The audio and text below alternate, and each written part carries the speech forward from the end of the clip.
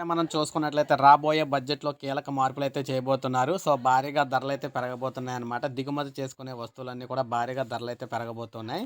So, సామాన్యులకు మరొకసారి ఊహించని షాకే తగులుతదని చెప్పేసి భయపడుతున్నారు. గత కొన్ని నెలలుగా రూపాయి విలువ గణనీయంగా క్షీణిస్తుందని, దీన్ని నిరోధించక ప్రభుత్వం రానున్న బడ్జెట్‌లో దిగుమతులపై అధిక సుంకాలను విధించే అవకాశం అయితే ఉందని చెప్పేసి చెప్తున్నారు.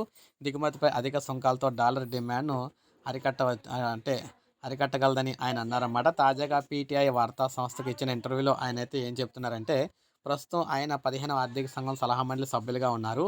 అమెరికా డాలర్‌తో పోలిస్తే రూపాయి విలువ అకస్మాత్తుగా క్షీణించడంతో బడ్జెట్ రూపొందించే వారికి ద్రవ్య విధాన పరంగా రిజర్వ్ బ్యాంక్ ఆఫ్ ఇండియాకు సవాలుగా మారిందని శ్రీవాస్తవ్ అన్నారు. అమెరికా ఆర్థిక వ్యవస్థ పుంజుకుంటుందని అంచనాలు పెరగడంతో ప్రపంచంలో ఆర్థిక వ్యవస్థలు అక్కడికే అక్కడికే తరలిపోతాయని తెలిపారు. రూపాయి మాత్రమే కాదు, ఇతర యూరోపియన్ కరెన్సీలు కూడా ఎలాంటి ఒత్తిడి ఎదుర్కొంటున్నాయని తెలిపారు.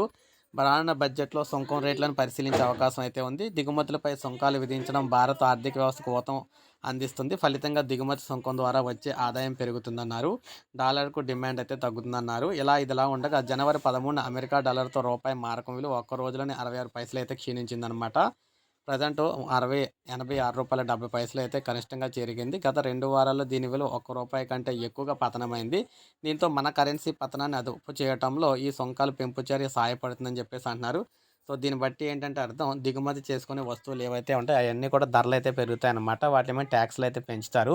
అందువల్ల సామాన్యులు వాడే నూనెలు కావచ్చు, పప్పులు కావచ్చు, ఉప్పులు కావచ్చు, ఏవైనా సరే దిగుమతి చేసుకుంటే అవన్నీ కూడా ధరలైతే పెరిగిపోతాయన్నమాట. సో, ఇది లేటెస్ట్ అప్డేట్. బడ్జెట్‌లో అయితే వచ్చే అవకాశం అయితే ప్రకటిస్తారని చెప్పేసి చెప్తున్నారు.